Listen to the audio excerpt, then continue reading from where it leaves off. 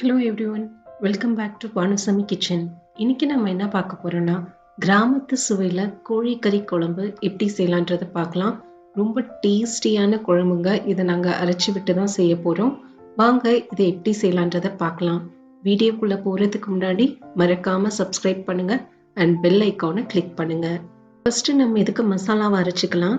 அதுக்கு ஒரு கடாயில் 1 டீஸ்பூன் மிளகு, 1/2 டீஸ்பூன் சீரகம், 1/2 டீஸ்பூன் சோம்பு, 1 இன்ச்சு பட்டை, 3 ஏலக்காய், 4லேருந்து 5 கிராம்பு சேர்த்துக்கோங்க.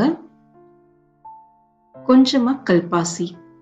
இதெல்லாம் சேர்த்து 1 நிமிஷம் நல்லா மிதமான சூட்லேயே வதக்கிக்கோங்க. இந்த மாதிரி நம்ம அரைச்சி செய்யறதுனால சூப்பரா இருக்கும் குழம்பு. இதுல கொஞ்சமா கருவேப்பிலையும் சேர்த்துக்கோங்க. சேர்த்துட்டு நல்லா வதக்கிக்கோங்க. மிதமான சூட்லேயே வதக்குங்க. இப்போ நாம இதுல ஒரு வெங்காயத்தை இந்த மாதிரி குண்டு குண்டா கட் பண்ணி சேர்த்திருக்கேன். ஒரு பச்சை மிளகாவையும் சேர்த்து நல்லா 1 நிமிஷம் வதக்குனா போதும். வெங்காயத்தை போட்டு ரொம்ப நேரம் வதக்க தேவையில்லை. நல்லா வதக்கியாச்சு. இதை ஆற விட்டு நம்ம அரைச்சி எடுத்துட்டு வந்துடலாம். மிக்ஸி ஜார்ல போட்டு நல்லா மைய அரைச்சிடுங்க. இந்த குழம்புக்கு தேவையான தேங்காவையும் அரைச்சிக்கலாம். 1 கப்பு தேங்காய், 4லேருந்து 5 முந்திரி பருப்பு. நீங்க இந்த தேங்காவையும் முந்திரி பருப்பையும் நம்ம அரைச்ச மசாலா கூடயே சேர்த்து நல்லா மைய அரைச்சி கூட வச்சுக்கலாம். நான் இங்க தனித்தனியா அரைச்சி எடுத்திருக்கேன். குழம்பு செய்ய ஸ்டார்ட் பண்ணிடலாம். அதுக்கு குக்கர்ல 3லேருந்து 4 டேபிள் ஸ்பூன் எண்ணெயை ஊத்திக்கோங்க. 1/2 டீஸ்பூன் சோம்பு, கொஞ்சமா கருவேப்பிலை, 3 வெங்காயத்தை இந்த மாதிரி பொடிசா நறுக்கி சேர்த்துக்கோங்க. 3 பெரிய வெங்காயம் நல்லா இந்த மாதிரி பொடிசா நறுக்கி சேர்த்துக்கோங்க.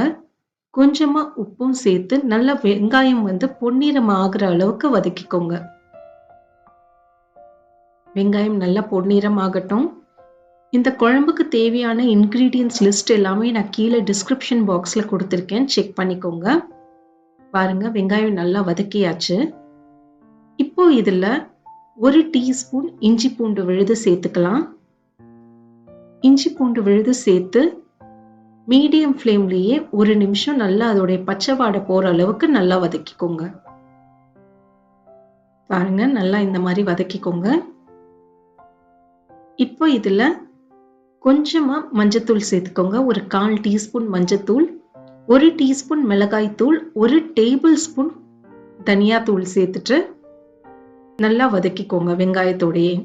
நான் இங்க காரத்துக்கு 1 டீஸ்பூன் மிளகாய் தூள் சேர்த்திருக்கேன். நீங்க உங்க காரத்துக்கு ஏத்தாப்புல சேர்த்துக்கோங்க. இதுல 2 பெரிய தக்காளியை நல்லா பொடிசா நறுக்கி சேர்த்துக்கோங்க. சேர்த்துட்டு நல்லா 1 நிமிஷம் இந்த மாதிரி வதக்கிக்கோங்க. அடுப்பு தீய மீடியம் ஃப்ளேம்லயே வைங்க, ஏன்னா மசாலாலாம் கருகி போயிடும். இதுல இப்போ கொஞ்சமா தண்ணியை ஊத்திக்கோங்க.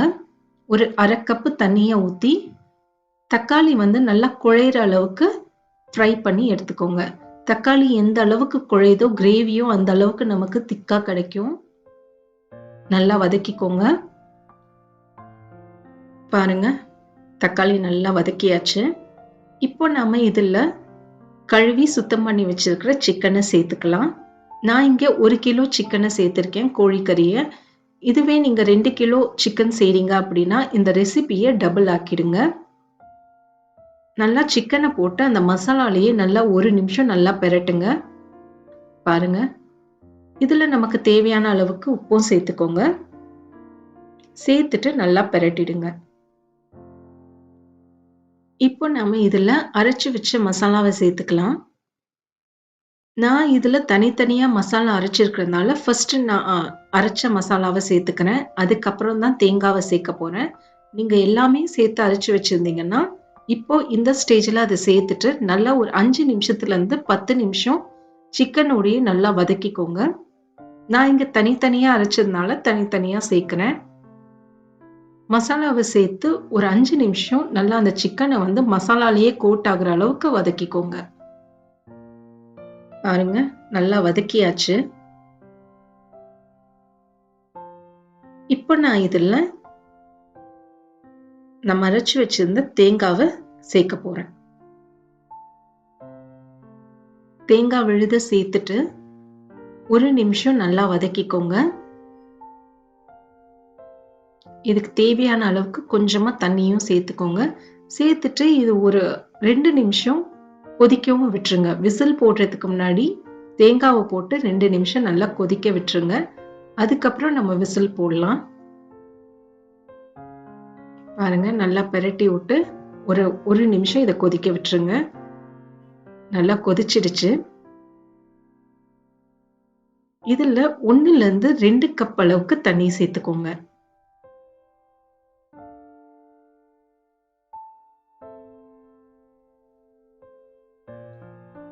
கடைசியா கொஞ்சமா கொத்தமல்லி தழையும் கருவேப்பிலையும் சேர்த்துட்டு குக்கர் மூடி போட்டு ஒரு விசில் விட்டுருங்க.